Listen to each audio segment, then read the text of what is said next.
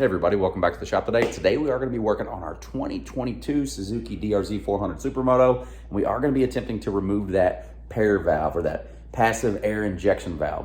So let's get over to the workbench, let's see the tools we're going to need. Let's jump right into it. Okay, so some tools that we're going to need, and if there's anything else that we use, I'll be sure to update you along the way. But I am going to be using a drill. This is some sheet metal here. I'm going to be making my own block-off plate. You can buy these pre-made. I'm just cheap and like to be thrifty, so this is some scrap metal I had laying around. I do have some vacuum caps there. You will need some Allen wrenches. You don't need fancy ones like this that attach to a socket. You can just use some standard Allen wrenches if you have them. You might need a pair of pliers for loosening some clamps. If you are going to use the socket style, you will need a ratchet to do so. An 8mm and a 10mm. I'm not sure what size those Allen heads actually are that screw into the cylinder head, but once I get after them, I'll be sure to let you guys know. I'm gonna use a hacksaw, and that's just gonna be to cut my sheet metal. Actually, I'll probably use a grinder, but if you don't have one of these, you can just use a hacksaw, and then I'll probably use some little Milwaukee stuff. We'll need a marker to trace out my block-off plate, and then probably some drill bits as well. Okay, so I'm gonna remove this body work. I don't think it's absolutely necessary to do. I do think you could probably just remove this shroud, get this fan out of the way, and get to the bolts. However, not right this second, but I am gonna be replacing the petcock as well as the carburetor in future video. So let's take this stuff apart. The only thing you'll need is 8mm and 10mm, and let's get all this off the bike.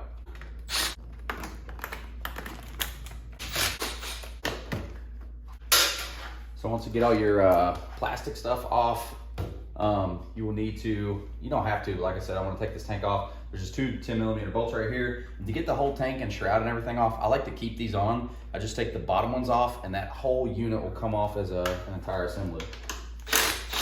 The only other thing I'm going to do to get this off is actually disconnect this fuel line here.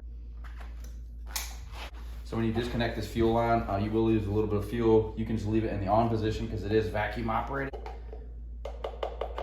Okay, so now that that is disconnected, this entire tank should come off as one assembly, and I normally just put that on a 5-gallon bucket.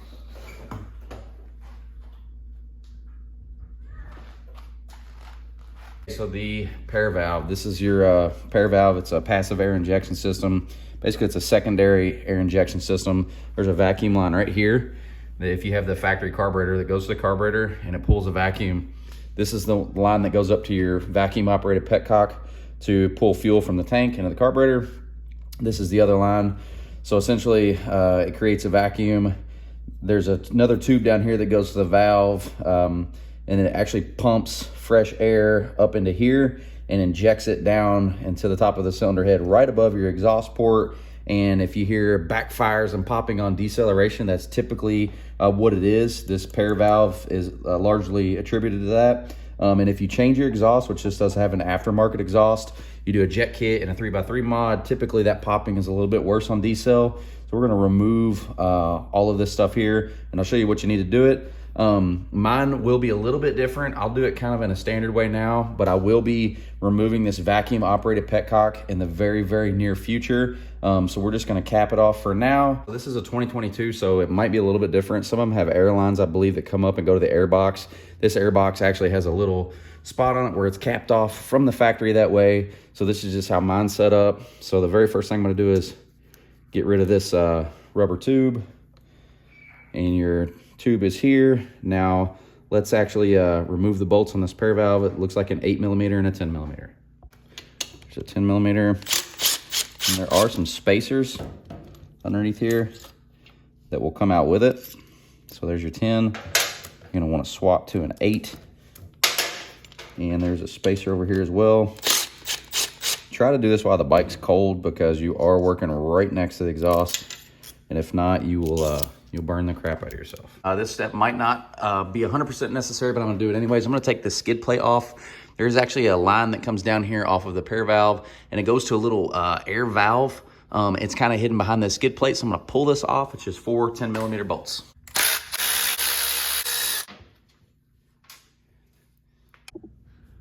Okay, so hopefully you guys will be able to see this, but there's a black hose that comes down through here, and there's a little valve right here that hooks onto it, and it's just held on. You should be able to disconnect it like that. It's just held on with like a little band clamp or a little spring tie thing. But that should pop right out. This little valve that we just pulled off here, it actually goes to this hose. It comes with those factory removable ties, so you can, probably in the way there, but you can unhook this, and that actually is where it was connected to, just like that in the bottom there. Okay, now that we got this disconnected, this line disconnected, should just be able to, there you go, pull that off, and your valve is removed. It is actually a factory Makuni part. So the whole, so that's the setup, and then you have that hard line that's piped from here that goes up to the top of the cylinder head, and this one right here, and we'll be tackling that next. So technically, we could put in, I believe, an 1/8 inch cap on here, and we could put a cap on this right here, cap these two off, and essentially that pair valve is deleted. But I don't like this big ass ugly bar sticking down here. You could put a bolt in it, you could cap it. Like I said, we're gonna take this fan off. We're gonna take this fan off. I'll show you how to do that. And then we'll actually remove this and make our own block off plate. Take this fan off. I should just remove these two 10 millimeter bolts. Oh, I lied, there's 3 10 millimeter bolts. And that third one is a little bit of a booger to get to. We might be better off loosening up the radiator. Okay, so there actually is 3 bolts holding this fan on. There's one back here I could probably get with a little swivel socket or a ratcheting wrench. There's 2 10 millimeter bolts. I have this guard on here, but I can pop both these out, and then I'll just be able to move the radiator out of the way, and it should just make it a lot more simple. Okay, so for that third bolt, I'm just gonna use a little ratcheting wrench. Just get in there. There we are. I just went ahead and disconnected the fan altogether. Just get it out of the way. So these are the Allen head bolts in question, and there are 2 of them right there. They are I believe a 5 millimeter, and I should be able to get in there with a socket. Let me see, hopefully you guys can see this here. Okay.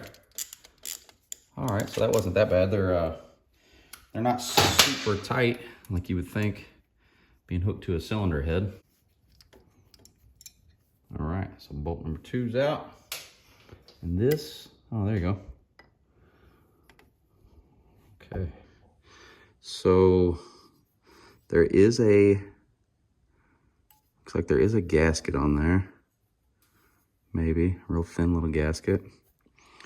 There's nothing on the cylinder head. Okay, let's go trace this and make our own block off plate.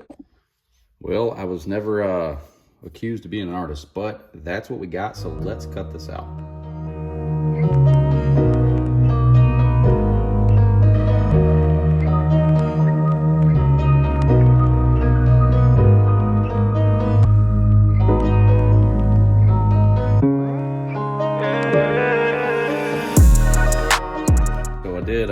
Measure, and we actually made our own little plate.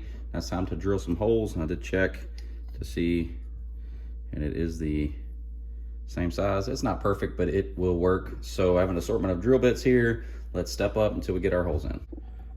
All right, so this is the setup. I'm actually going to use this as a template. Instead of drawing it, I'm actually just going to drill straight through here, and I put some got it in a vise, and I put some vice grips on the back side just to make sure that it doesn't move.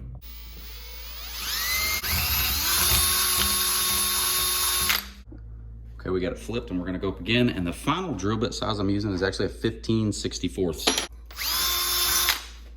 Okay, that other one did have a gasket on it, so we're gonna put some red gasket maker here. We're gonna make our own gasket. Well, it is a little messy, so let's go get this on the bike. You're just gonna wanna make sure that your surface up there is good and clean.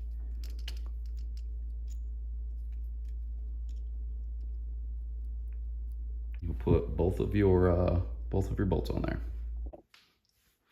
Once you have them both in there all the way, just want to tighten those down a little bit.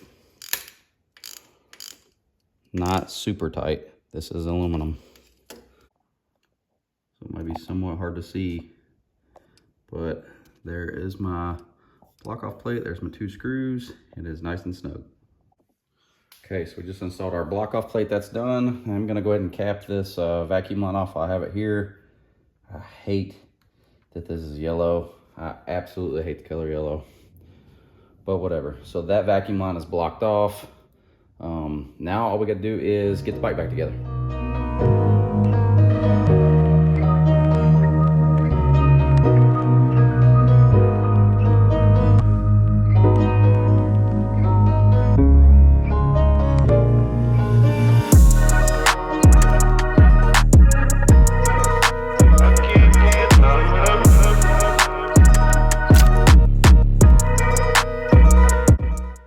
This is what you look like after. So you can probably pop this 8mm out and get rid of this clamp if you want. I might do that. You will have your vacuum line blocked off.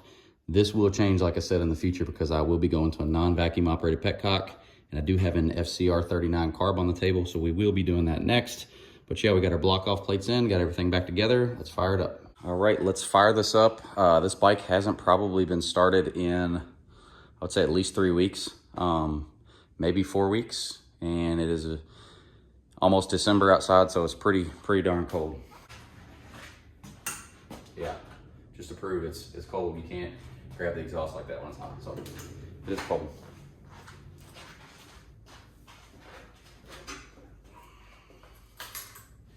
I'm not even gonna choke it, so.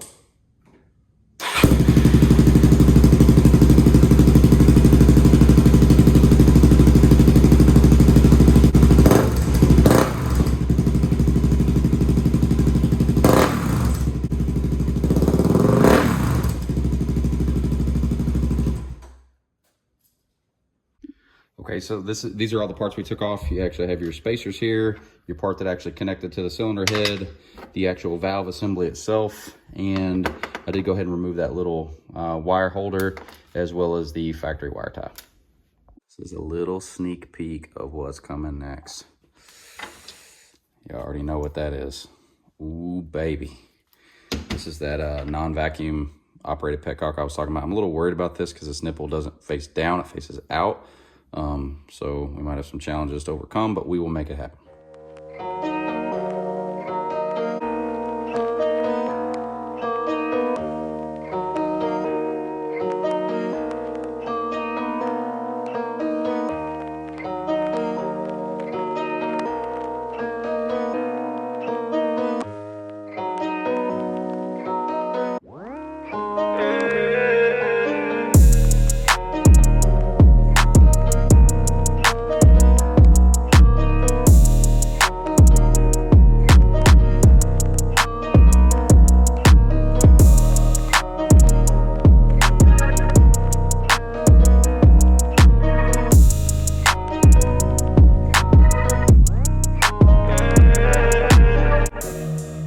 Everybody, that is it.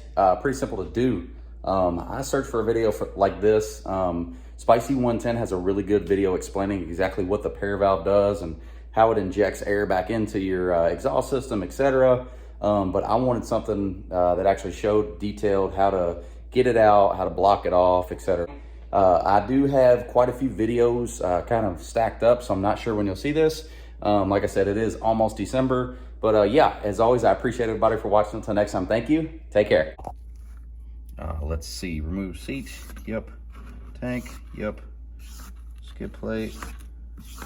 Remove the fan. Loosen the radiator. Yep, we did loosen the radiator. Remove the hard line. Make the block off plate. Catch the vacuum. Install the block off plate. Put it back together. Start it. Chuck. Probably should use pliers.